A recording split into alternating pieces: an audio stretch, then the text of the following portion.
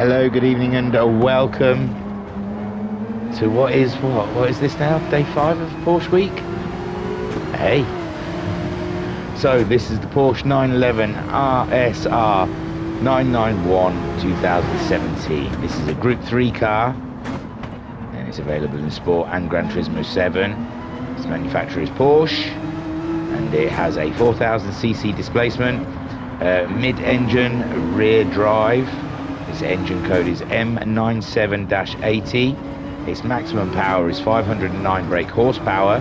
The performance points in Gran Turismo 7 are 718.3 and 9. The length of this bad boy is 4.557 meters long, with a width of 2.048 meters and a height of 2.516 meters. We don't usually have them that high. My word. The weight of this bad boy, I've said that twice now, I won't say it again, I promise, is 1,243 kilograms, 2,740 pounds. Porsche 911 RSR 991 2017 is a race car produced by Porsche. It appears in Gran Turismo Sport and Gran Turismo 7. The car represented in the game is based on its appearance in the 2016 Los Angeles Auto Show, where the car was seen in public for the first time. The following year, the car entered in the GT Le Mans class of the WeatherTech Sports Car Championship, where it achieved a 4th place finish in the Manufacturers Championship and a 5th place finish in the Drivers Championship with Patrick Pillay and Dirk Werner. And in the LMGTE Pro class of the FIA World Endurance Championship, where it achieved a 3rd place finish in the Manufacturers Championship and a 2nd place finish in the Drivers Championship with Richard Leeds and Frederic Mekoiki. An alternate livery featured in GT7 is based on the 92 Golden Stripe livery that raced in the 2019 24 Hours of Le Mans. Starting with the Carrera RSR, born in 1973 to compete in Group 4 racing, the RSR series has left an impressive mark in the world of motorsports over the years. The latest version of the series, based on the 7th generation model of the 911 Type 991, is the 911 RSR that debuted at the 2016 Los Angeles Auto Show. This RSR is a pure competition machine, born and bred to race in the LMGTE class of the WEC World Endurance Championship and the American IMSA. Though it's obvious from just looking at the completely different exterior, including the aerodynamics, body structure, engine and transmission, this car was clearly developed in an entirely different process to the road car. The highlights of these differences is in the engine. In the history of the 911 series, the engine was always mounted behind the rear axle. This is the first car where the engine is mounted midship in front of the axle. What resides in that space is a 4-litre horizontally posed 6-cylinder naturally aspirated engine with a direct fuel injection, producing the 502 brake horsepower. Oh my lord, I'm getting chubby.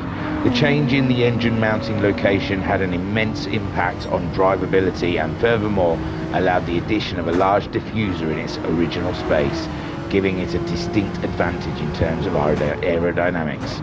The large swan neck rear spoiler carried over from the 919 hybrid LMP machine also gives the RSR rear end a distinct look. At the Le Mans 24-hour race held in June 2017, the 911 RSR led the pack for much of the race, proving its impressive performance to sports car fans, though it did not make the podium due to an unfortunate tyre issue near the end. Its driving performance was top-notch throughout the race and worthy of the RSR lineage. Right, you can get this car in the Porsche section of Brand Central for 450,000 credits, and you can also sign with their manufacturer, but it's not worth it. I enjoyed driving it. I thought it was fantastic. It was a beautiful drive. Felt a bit stiff, if I'm going to be honest. It didn't feel like it had the grunt like the Peugeot had, and it felt a little stiff taking it around. I couldn't be as confident in the corners as I have been with, say, like the Mustang. It's really the Mustang and the Pug. are the two fastest Group 3 cars that we're going up against. And when starting this lap, I thought the Porsche 911 has got to be the top Group 3 car. It seems to feature a lot in the daily races, seems to be the best of the rest. So yes, but when driving it, I just didn't feel as confident. I thought, this is a car I need a few laps in. I need to learn its quirks. I need to know what it wants, because we weren't getting on too well in the corners. I was pushing, but I could feel it was a bit twitchy, and I needed to lift a few times, get out of it a few times. It was not a happy car with some of the decisions I had made.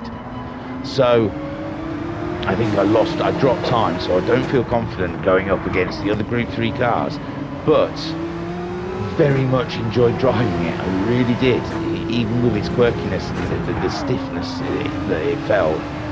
It was a great drive. It was so much fun. The livery is thanks to our very own Pat. I can't remember. Yeah, I do. It was the oh my god, we're still rehashing it. The Grand Valley 300. Yeah, because the Nissan was my livery in that race, and this was Pat's livery in that race. So we're revisiting the 300 livery pool. I just search, and if there isn't a VRC one, then I go on to find the next best thing. It's just a bit of decoration for you to look at. As the car poodles around Nordschleife, and yeah, I'm not dissing the Porsche. I'm just saying I was expecting to be the best Group 3 car I drove, but I still think that Peugeot was really impressive. But the 911 holds its own, it really does. So that's the Porsche 911 Group 3 race car. I'd buy it, why not? Add it to your collection. Boom. Handbrake. There you go. Fifth in the top 20 for the Porsche 911 RSR 991 2017. With a 6:59.724, just getting underneath that 7-minute mark. And I don't know what happened with the Nissan GTR Nismo. I really thought that was a cracking little car, and I must have really done a poor lap and not represented that car very well, because it's behind the Porsche. But the Mustang and the Peugeot, no surprises there really. I mean, it's only a couple of seconds. It's easily lost around this track, but yeah, I felt like I was having to take care of the Porsche a little bit, whereas the Peugeot, I just let it loose, man. The Peugeot, I just let it rip. That car just wanted it. And the Ford Mustang which surprised me how well handling it was. So the Porsche 911 fifth behind the Ford Mustang and the Peugeot. So I'm surprised before driving it, but after driving it, it doesn't surprise me. Okay, don't forget to interact some way in this video. Hit like it, subscribe, and or share, or do nothing. I don't care. And if you want to come and meet us all in the community, we're a great bunch.